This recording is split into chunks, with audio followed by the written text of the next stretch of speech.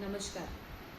शेतकऱ्यांसाठी प्रधानमंत्री पीक विमा योजना ही स्कीम खूप महत्त्वपूर्ण आहे आणि त्याची नोंदणी करण्यासाठी शेवटची तारीख आहे 31 जुलै.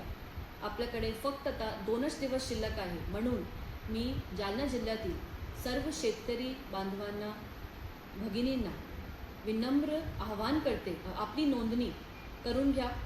आपल्याला याच्यासाठी 3 ऑप्शन्स उपलब्ध आहेत. पहला ऑप्शन आहे ऑनलाईन पोर्टल प्रधानमंत्री फसल बीमा योजना PMFBY.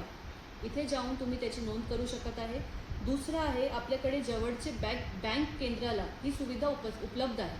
आणि तिसरं ऑप्शन आहे CSC केंद्र. इथे कुठेही जाऊन जर आपण आपली नोंद करून घेतली पीक विमा नोंद, तर आपल्याला नंतर समजा काही दुष्काळ पडला, काही अवेळी पावसामुळे काही नुकसान झालं, तर आपल्याला शासनामार्फत लाभ मिळेल आणि खूप चांगला फायदा होईल.